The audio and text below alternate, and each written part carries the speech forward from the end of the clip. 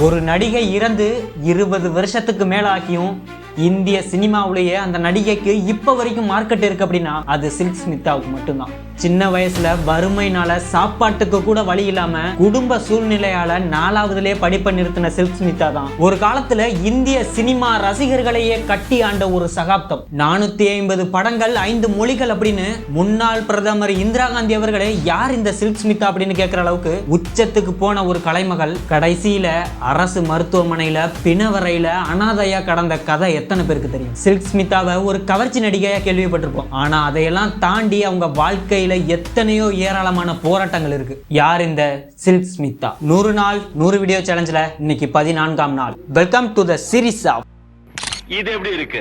ஆந்திராவுல பிறந்த விஜயலட்சுமி அப்படிங்கிற சில்க் ஸ்மிதாவோட அப்பா அம்மாவை விட்டுட்டு இன்னொரு பொண்ணை தேடி போனதால குடும்ப வறுமையால பள்ளி படிப்பை பாதியிலே நிறுத்திட்டு வீட்டுல சில்க் ஸ்மிதாவுக்கு 14 வயசுலயே கல்யாணம் பண்ணி வைக்கிறாங்க. சின்ன வயசுல இருந்தே பசியையும் வறுமையையும் அனுபவிச்ச சில்க் ஸ்மிதா கல்யாணம் ஆகியும் கணவரால பல கொடுமைகளுக்கு ஆளாகிறாங்க. இது பிடிக்காம சென்னைக்கு ஓடி வந்த சில்க் ஸ்மிதா சினிமாவுல ஒரு மேக்கப் ஆர்டிஸ்டா தன்னோட வேலையை தொடங்குறாங்க. நடிகர் வினு சக்கரவர்த்தி இந்த கண்ணுல ஏதோ ஒரு பவர் இருக்கு, இந்த பொண்ணு கண்ணு தான் பல பேரை கட்டி போட போகுது அப்படின்னு வண்டி சக்கரம் அப்படிங்கிற படத்து மூலமா சில்க் ஸ்மிதாவை அறிமுகப்படுத்துறாங்க. அந்த படத்துல பார்ல வேலை பார்க்கிற பொண்ணா சில்க் அப்படிங்கிற கதாபாத்திரத்துல சிறப்பா நடிச்சு சில்க் ஸ்மிதாவாவே பேர் எடுக்கிறாங்க. போக போக பல படங்கள்ல வாய்ப்பு வருது. தன்னோட விழி மொழியாலையும் உடல் மொழியாலையும் பல கோடி ரசிகர்களை கட்டி போட்டு உச்சத்துக்கு போறாங்க சில்க் ஸ்மிதா. எந்த அளவுக்குன்னா அப்போதைய உச்ச நடிகர்களுக்கான சம்பளம் சில்க் ஸ்மிதாவுக்கும் கொடுக்கப்பட்டது. அதுக்கு காரணம் படம் 50% அந்த நடிகருக்காக ஓடினாலும் மீதி 50% சில்க் ஸ்மிதாவுக்காக மட்டுமே ஓடுமா. சில படங்களில் இவங்க சின்ன சீன்ல நடிச்சாலே படம் சூப்பர் ஹிட் ஆகுமா.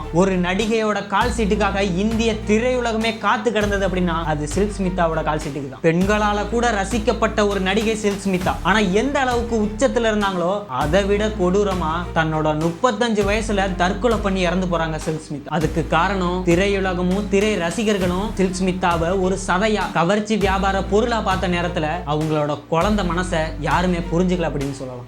வறுமையால பசி கொடுமையால சில்க் ஸ்மிதா கவர்ச்சி நடிகையா மாற்றப்பட்டாலும் அவங்க ஏங்கினது ஒரு நல்ல கதாபாத்திரத்துக்கு தான். கூட இருந்த நண்பர்கள் கூட அவங்கள ஒரு வியாபார பொருளா பார்க்க ஆரம்பிச்சு அவங்கள படம் எடுக்க தூண்டி விட்டு அது லாஸ் ஆகி கடன் அதிகரிச்சு போதை பழக்கங்களுக்கு அடிமையாகி தனிமைப்படுத்தப்பட்டு 1996ல தன்னோட 35 வயசுல இறக்குறாங்க சில்க் ஸ்மிதா. ரசிகர்கள் கூட்டத்தால் ஆர்ப்பரித்த சில்க் ஸ்மிதா உடல் சென்னை ராயப்பேட்டை மருத்துவமனையில அனாதையா ஒரு ஓரமா இருந்தது. இது கொலையா தற்கொலையா அப்படின்னு இந்த இறப்பு இன்னும் ஒரு மர்மமாவே இருக்கு. சில்க் ஸ்மிதா கிட்ட ஒரு பேட்டியில ஒரு நிருபர் நீங்க நடிகை ஆகலைன்னா என்ன ஆகியிருப்பீங்க அப்படின்னு கேக்குறாங்க. அதுக்கு சில்க் ஸ்மிதா நான் நடிகை ஆகலைன்னா ஒரு நக்சலைட் ஆகியிருப்பேன் அப்படின்னு சொல்றாங்க. அதை கேட்டு அதிர்ந்து போன நிருபர் நக்சலைட்னா அரசாங்கத்தால தேடப்படுற குற்றவாளி அப்படின்னு சொல்றாங்க. அதுக்கு சில்க் ஸ்மிதா சொன்ன பதில் என்ன தெரியுமா? சின்ன வயசுலயே ஏழ்மைனா என்னன்னு எனக்கு தெரியும், பணக்காரன் நம்மளை எப்படி எல்லாம் போட்டு மிதிப்பான், நம்மளை எப்படி எல்லாம் பயன்படுத்தும் அப்படின்னு எனக்கு நல்லா தெரியும். அதுல இருந்தெல்லாம் விடுதலை ஆகணும்னா கண்டிப்பா நான் ஒரு நக்சலைட்டா தான் இருப்பேன், அரசாங்கத்தால தேடப்படுற குற்றவாளியாக நான் இருப்பேன் அப்படின்னு சொல்றாங்க. இதை கேட்டு